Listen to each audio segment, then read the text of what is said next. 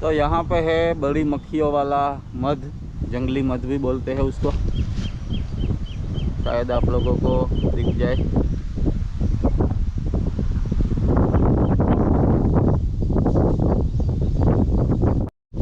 अब साफ दिखाई देगा, थोड़ा सा जूम किया है। ये काटती है तो बहुत ही जहरीली होती है।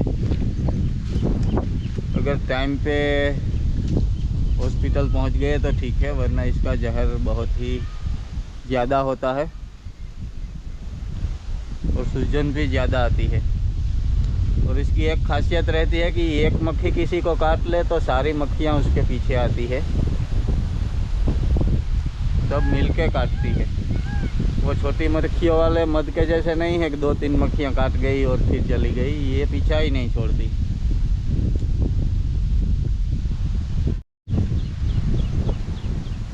और ये नदी पूरी फुल भरी हुई है क्योंकि बारिश रुकी ही नहीं जब से स्टार्ट हुई तब से।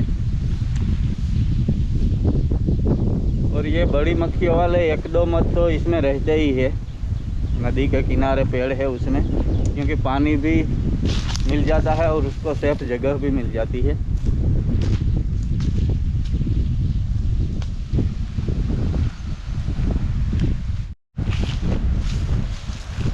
और यहाँ पे काम चल रहा है गायों के लिए घास काटने का, क्योंकि इस बार एक भी बार कटाई नहीं हुई है, पहली बार ही चल रहा है। वरना अब तक तो 2-3 बार काट चुके होते।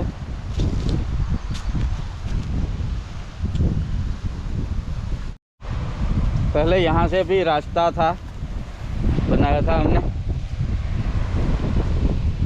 ये सीधा यहाँ रोड पे लग जाता था, अरसद बगवदर अरसद रोड पे। तो ये बंद कर दिया क्योंकि वहाँ घर से लेकर यहाँ तक रात को 10-साढ़े 10 बजे जब हम सोने वाले होते हैं तब यहाँ पे बंद करने आना पड़ता था। और वो जो रास्ता अभी हम यूज कर रहे हैं वो भी बंद करना, दोनों को बंद करना पड़ता था। वरना यहाँ से क्या है कि दिन में भी बंद ही रखना पड़ता था। अगर कोई मेहमान आया और खुला छोड़ के चला गया तो फिर उसको बंद करना पड़ता था दिन को भी, क्योंकि यहाँ पे अगर कोई भी पशु आ जाता है, गाय या दूसरा कोई, तो पता नहीं चलता था। घर से कुछ दिखाई नहीं देता है यहाँ पे आके चरने लगता है तो। और यहाँ पे मक्खियाँ उड़ रही है छोटी छोटी, शायद मध होगा छोटी मक्खियों वाला, क्योंकि मक्खियाँ अंदर जा रही है और बाहर निकल रही है।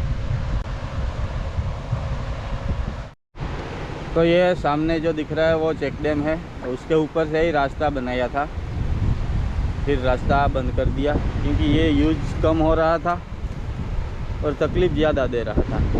बंद करने आना, फिर घर जाना, और फिर कोई आए तो फिर बंद करने जाना, क्योंकि सब लोगों को हम बोलते नहीं सकते कि आप बंद करके जाइए या बंद करके आइए। तो अभी नारियल तोड़ के मैं लाया,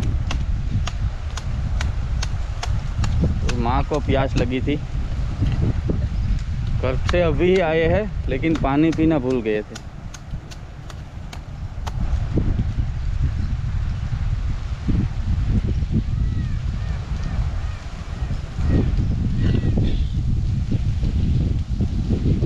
अभी नारियल के पेड़ थोड़े ऊंचाई पे चले गए हैं, वरना तो यहाँ पे हम काम करने आते थे तो घर से पानी नहीं लाते थे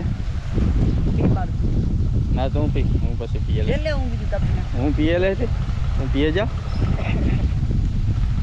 तो अभी पेड़ ऊंचाई पे है तो कोई नीचा रह गया है, उसमें से ही हम गिरा सकते हैं नीचे नारियल को, क्योंकि ऊपर चढ़ना मुश्किल है। और मेरे जैसी बॉडी वाले के लिए तो वो नहीं चढ़े वो ही अच्छा है। मीठों से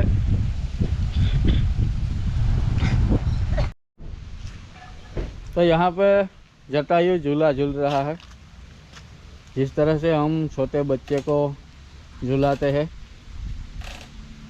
हम जिसे घोड़िया बोलते हैं, अभी सो जाएगा। अभी थोड़ी देर में वो सो जाएगा क्योंकि दूध पी लिया है उसने।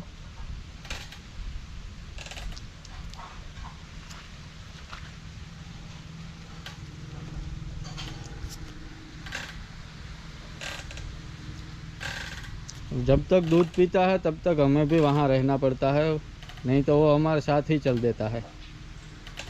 तोरी का इतना कुछ इसे नहीं है कि मेरी माँ है उसके पास रहना है, सिर्फ दूध पीना उतना ही काम उसका रहता है तोरी के साथ।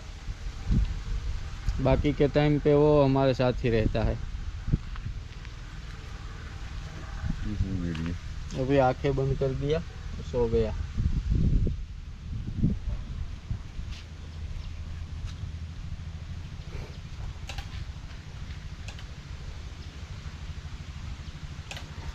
ये कोई भी प्राणी होते हैं उसको प्यार की ज़रूरत होती है। पहले वो अपनी माँ का प्यार ढूंढता है, लेकिन माँ का प्यार अगर कम मिले और दूसरे लोगों का मिल जाए तो भी वो वैसा ही महसूस करता है वो।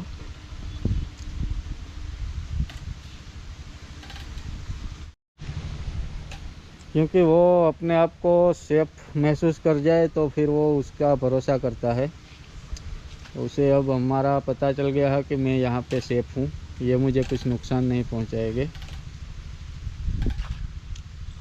आराम से आधा घंटा, पौना घंटा या घंटे तक सो जाएगा। जब भूख लगेगी तब वो उठेगा।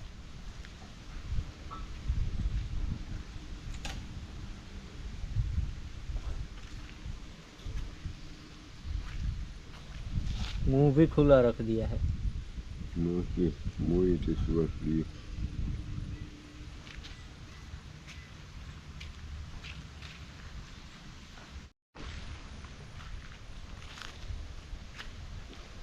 भी ये मुंह नीचे करके सो गया है।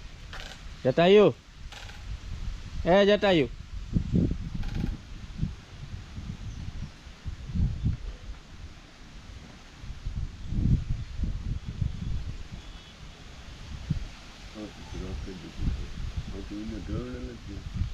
Hello friends, good afternoon.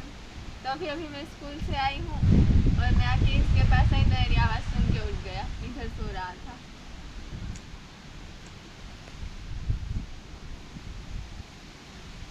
क्योंकि सुबह में स्कूल से आती हूँ तब भी ये सो रहा होता है और दोपहर को आती हूँ तब भी सो ही रहा होता है। ये तो बगाहा बगाहा खाए, बगाहा। चा पानी पीवा जटायु, हाँ बोले। चा पीवो। आता पहले तुम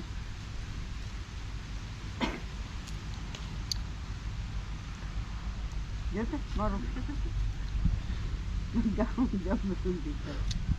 ये कोई बहुत बड़ा आदमी आया है यहाँ पे।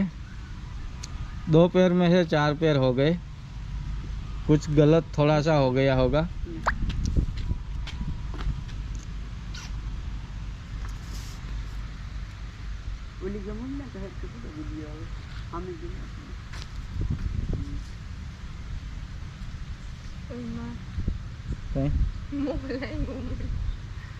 मोह करी मोह घोड़ा घण जीव तोरी नहीं बनी एक बे फेर नहीं तो।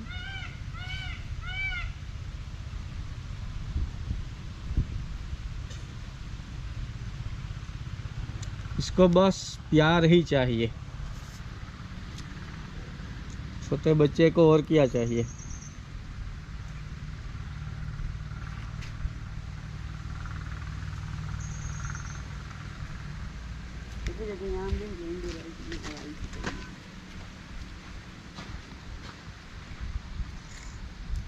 आको रे यहाँ कहाँ जाऊँ।